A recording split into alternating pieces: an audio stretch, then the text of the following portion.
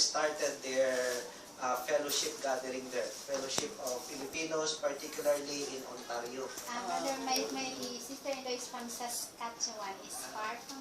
That's a different province. So, malayo yun.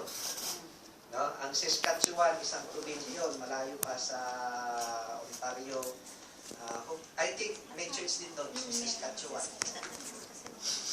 Yung Ontario kasi, actually, in Ontario, there are more churches of Christ in Ontario than in any other provinces in Canada combined.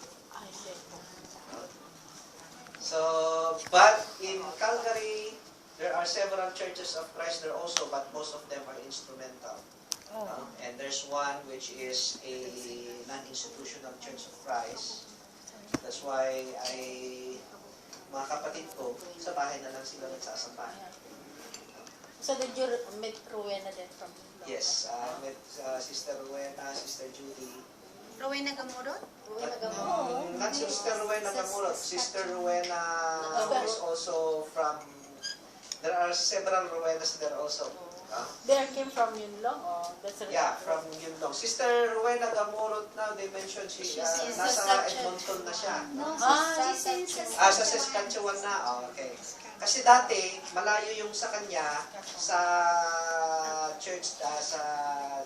Oh, I see. At saka walang public transport.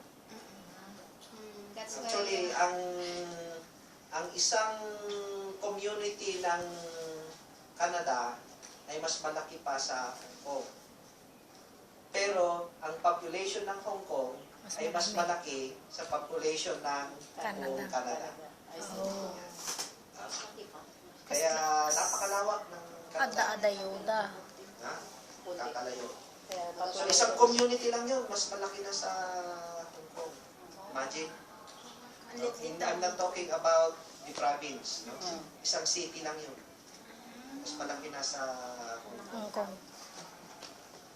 Calgary, I think 4 times or even 5 times bigger than Philippines, I think. Wow. Really? Ang Alberta, maluwag. Kaya brother, kailangan daw marunong kang mag-drive. No transport. Kaya yung marami walang public transport, You need to drive. nahihirapan sila. Kaya pag pupunta kayo doon, mag-aaral kayo mag-drive. Mostly yung mga kapatiran natin nandun, marunong na mag-drive.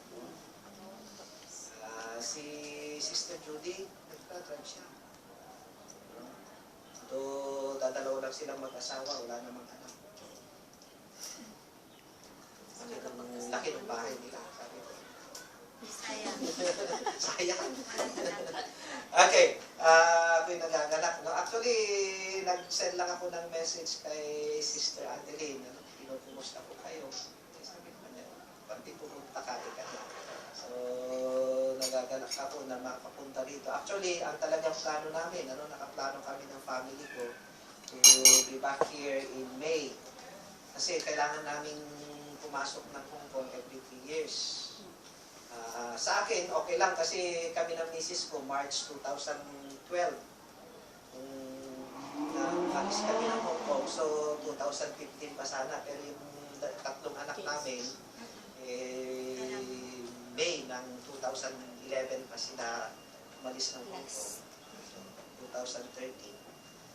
2014, kailangan mo balik. So, Lord willing, sa May, nandito na naman kami.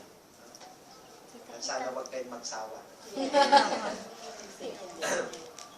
Okay. I told Sister Adeline, sinabi ko sa kanya, basta i-prepare nyo riyan, ako, punta ako riyan, sabihin mo lang sa akin kung ano yung team. At ako nang bahala. Sa kanya. So, nag-send nga siya ng message at sabi yung team is on unity. No? And he gave me a passage in the book of Ephesians. Pero i-discuss ko yan sa huli. At I would like to, kasi nakalagay dun sa door, in Psalms 133 verse 1, gusto kong doon natin i-focus yung lesson natin ngayon. And then we go to the New Testament, may 2-3 araw pa naman tayo, no? So, we go to the book of Colossians tomorrow, and then, pagpinali natin yung book of Ephesians. Okay? So, all those passages talk about unity. But this time, no, in Psalms 133 verse 1, dito dinescribe niya kung ano yung kahalagahan ng pagkakaisa. Okay? At kung titingnan nyo yung ginamit dito ni Haring David sa pag-describe ng importansya ng pagkakaisa, very equal siya, very flowery. No? Mabulaklak, kumbaga. Yung pagkaka-describe niya nung kahalagahan ng pagkakaisa. Okay? We'll start from verse 1.